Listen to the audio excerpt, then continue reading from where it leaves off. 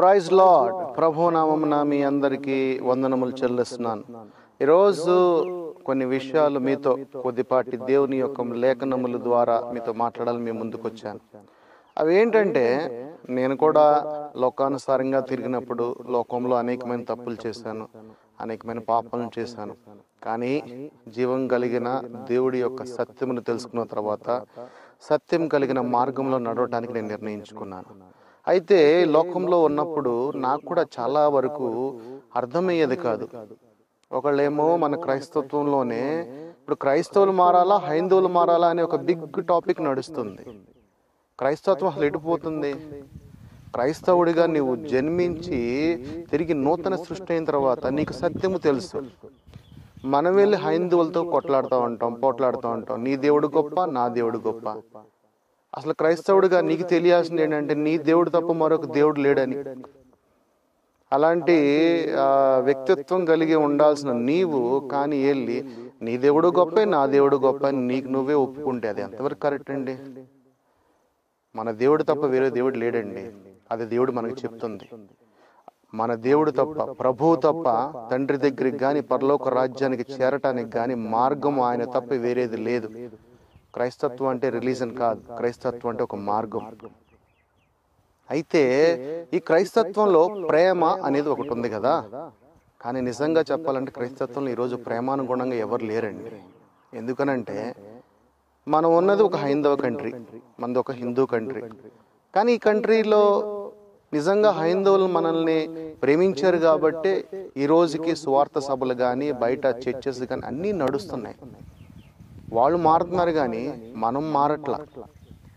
నిజంగా చెప్పాలంటే వాళ్ళే మారుతున్నారు, మనం మారట్లా. ప్రేమ ఉందంటాం, సహోదరుడు సహోదరి ప్రేమ ఉందంటాం. ఒక సంఘం నుంచి ఇంకో సంఘానికే పంపించరు. ఆ సంఘానికి వెళ్తే ఈ సంఘంకి వెళ్ళొద్దు అంటారు, ఈ సంఘానికి వెళ్తే ఆ సంఘానికి వెళ్ళొద్దు అంటారు. కానీ శరీర అవయములన్నీ కలిపితే ఎలాగ ఒక శరీరం అవుతుందో సంఘములన్నీ కలిపితే ఒక సంఘం అని దేవుడు చెప్తుంటే, లేదు ఆ సంఘం అటు వెళ్ళమాకండి అది మంచి బోధ కాదు, ఇటు వెళ్ళమాకండి అది మంచి బోధ కాదు అని ఎక్కడికక్కడికే బోధకులు విశ్వాసాలను కట్టిపడేస్తున్నారు. మధ్యలో నిజంగా చెప్పాలంటే విశ్వాసులే అర్థం కాని సిచ్యువేషన్లో ఉన్నారు. ఒకళ్ళేమో అన్ని భాషలు మాట్లాడొచ్చు అంటారు, ఒకళ్ళు అన్ని భాషలు మాట్లాడకూడదు అంటారు. ఒకళ్ళేమో వరములు ఉన్నాయి అంటారు, ఒకళ్ళు వరములు లేవంటారు. ఇలాగా ఒక్కొక్క డాక్ట్రిన్ మెసేజ్లు చెప్తూ ఉంటుంటే విశ్వాస పరిస్థితి ఏంటి? అందుకని మీరు కూడా బైబిల్ చదవండి. విశ్వాసులుగా మీరున్నవారు కూడా బైబిల్ చదివితే దేవుని యొక్క సత్యం కలిగిన మాటలు మీకు అర్థమవుతాయి. ఎందుకనంటే హైందవులకి సత్యం తెలియదండి, మరి నీకు సత్యం తెలుసు కదా. ఇప్పుడు ఒక పిచ్చోడు ముందుకెళ్ళి నువ్వు మాట్లాడితే పిచ్చోడు నువ్వు ఎలా ప్రేమిస్తావు అలాగే ప్రేమించండి. ఎందుకనంటే వాళ్ళకేం తెలియదు, సత్యము తెలియదు. చాలా మంది ఇంటర్వ్యూ చేస్తున్నారు బయట, వాళ్ళకి దేవుని గురించే సరిగ్గా మాటలు తెలియవు. ఆయనేమో ఇంటర్వ్యూ చేసే అతను ఎలా అడుగుతాడు? శరీరానుసారంగా అడుగుతాడు. కానీ నువ్వు శరీరానుసారంగా జీవిస్తున్నావా? శరీరంలో ఉన్నావా నీవు? ఆయన ఆత్మగా జీవిస్తున్నావు అంటే నువ్వు చెప్పే ఆన్సర్కి అతనికి అర్థం కాదు. ఎందుకనంటే అతను జీవిస్తున్నది శరీరంలో, కానీ నీవు నివసిస్తున్నది ఆయన ఆత్మగా జీవిస్తున్నావు. నీవు ఆయన ఆలయమైగా ఉన్నావు. మనకి ఎందుకండి ఇలాగ డిస్కషన్స్ అన్ని?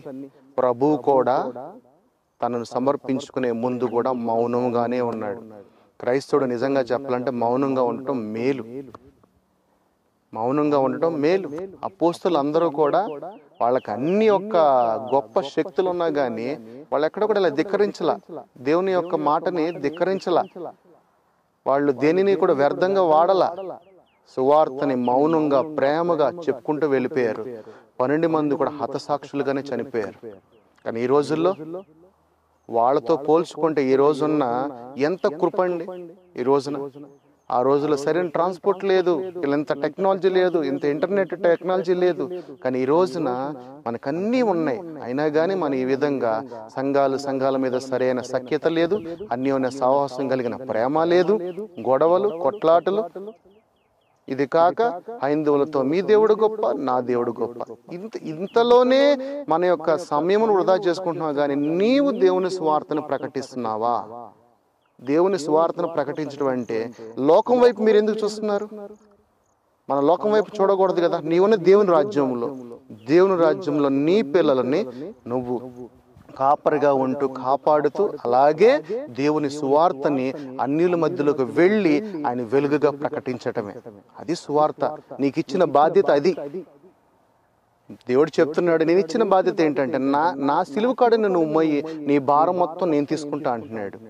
బరువు కలిగిన భారం, ప్రాణం పెట్టే భారం, రక్తాన్ని చిందించే భారం అంతా ఆయన తీసుకుని సులువుగా ఉన్న ఆయన యొక్క సువార్త నీ చేతులకి ఇచ్చి, సువార్త ద్వారా ఆత్మని పోగు చేయని దేవుడు చెప్తుంటే, దేవుడు ఒక మాట ఏమన్నాడంటే, ప్రభు నాకన్నా గొప్ప క్రియలు చేస్తా అన్నాడు. క్రియలు అంటే ఆయన క్రియలు ఎలాగ దేవుడు సర్వమానవాళిని ప్రేమగా ప్రేమించాడో, ఆయన మాటలని, ఆయన యొక్క వాక్యంను నువ్వు పంచమనే. ఆయన చేసింది 3.5 సంవత్సరంలే, కానీ నీకు ఎక్కువ సమయం ఉంది, నీకు నాకు మనందరికీ ఆ సువార్తను ప్రకటించడానికి. సువార్తను ప్రకటించండి బ్రదర్స్. అంతేగాని ఇలా కొట్లాడుకోవటము, డిబేట్లు పెట్టుకోవటం, దానివల్ల ఎటువంటి ఉపయోగం లేదు. క్రైస్తవత్వాన్ని మీరు మధ్యలో ఒక కన్ఫ్యూజన్లో పెట్టేస్తున్నారు. సంఘాలను మధ్యలో కన్ఫ్యూజ్ పెట్టేస్తున్నారు. ఎందుకనంటే చాలా మందికి ఏంటంటే ప్రభువు నమ్ముకుంటే అప్పులు తీరిపోతాయి, ఈ యొక్క గాడిలోనే ఉన్నారు. ప్రభువు నమ్ముకుంటే రోగం పోతుంది, ప్రభువు నమ్ముకుంటే ఇల్లు వస్తుంది అనేది అలాంటి ఒక బోధలో ఉన్నారు. ఆ బోధలోంచి బయటికి రండి. ఆ బోధ కరెక్ట్ కాదు. ప్రభువు నమ్ముకుంటే అన్నీ వస్తాయి, కానీ ప్రభువు నమ్ముకుంటే నువ్వు రక్షింపబడతావు, నువ్వు పరలోక రాజ్యాన్ని వెళ్ళటానికి మార్గము అని చెప్పండి. ఫస్ట్ శరీరంలో కావాల్సిన వాటన్నిటిని కూడా ఫస్ట్ నువ్వు దేవుని వెతుకు. నీలో ఉన్న దేవుణ్ణి వెతికితే, దేవుడు ఆత్మకు నువ్వు జీవిస్తే, నీ శరీరానికి కావాల్సిన అన్ని కూడా మన పాదంలో తీసుకొచ్చి దేవుడు పెడతానని చెప్తుంటే, మీరు ఈ బోధలు ఏంటండి అసలు? నిజంగా క్రైస్తత్వం చాలా మారాలి, క్రైస్తత్వమే మారాలి నేను అనుకుంటున్నా. ఇది నా ఒపీనియన్. నేను ఎవరిని కించపరచాలని కానీ ఎవరిని కూడా అవమానపరచాలని నేను మాట్లాడట్లేదు, కానీ this is my personal opinion. ఇది మీకు నచ్చితే తీసుకోండి, లేకపోతే ఇగ్నోర్ చేయండి. కానీ నిజంగా చెప్పాలంటే క్రైస్తత్వమే మారాలి. సత్యము తెలియని ప్రతి బిడ్డను మీరు ప్రేమించడం నేర్చుకోండి. వారిని దూషించటం, వారి మీద క్రిటిసైజ్ చేసి మాట్లాడటం, వారికి అలాగ చేయటం మానేసేయండి. వారికి సత్యము తెలియదు కాబట్టి ప్రభువు ప్రేమగా మీరు వారితో ప్రేమించడం నేర్చుకోమని యేసు నామములో మిమ్మల్ని అందరినీ దీవించును గాక. ఆమేన్.